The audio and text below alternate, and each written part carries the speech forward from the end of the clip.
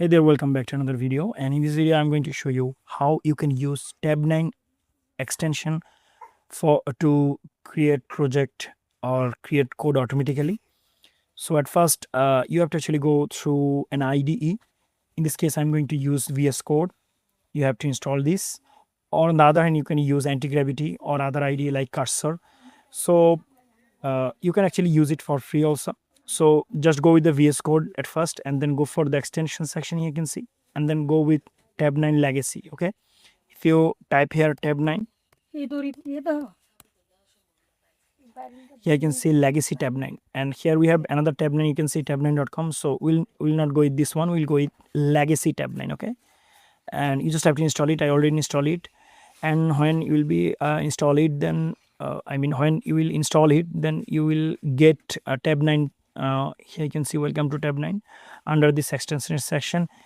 So this is not necessary for you. What you have to do, you have to actually go for the Explorer section. From here you can open folder and add a folder. Basically, let's say I want to create here a new folder, and I will say test hyphen, let's say Tab9 hyphen new, let's say, and I'm going to add it. Okay, here you can see I added it. Now I'm going to remove this, and from here I'm going to create a new file, let's say index.html. And now if I write down anything, then it will actually show me some suggestion. Let's say I will say generate a registration page for me, and if I hit enter, then tab, you can see it will show me some suggestions. Then I can actually press tab to continue the suggestion. Here you can see.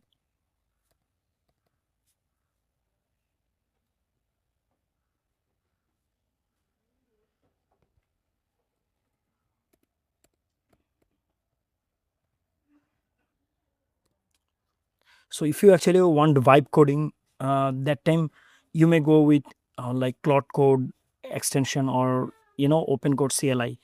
And what it will do, it will actually destroy your programming career. Because sometimes actually I already forgot something. Some tags and everything. So basically, if you want to learn everything and if you want to continue with the AI also, I will suggest you go with Tab9 AI. Okay, because I can see if I need this, complete this, I can actually press tab. On the other hand, I can change anything from here in this text options. Okay, basically you should use Tab9. This is good. So here you can see this is the way actually you can use it. Now you can see we have text here, so we are going to actually remove this. Okay, we don't need this. Now we'll save it. Now let's say I want to show the preview. So here I have the option, you can see preview section. If you want preview section, you have to actually download an extension called live preview. Okay, live preview. Here we go, I already installed it. And now if I go back to the Explorer section, here I want to remove this, and this is my index.html file. Here you can see I have preview section, and here we have registration form, right? So that's it.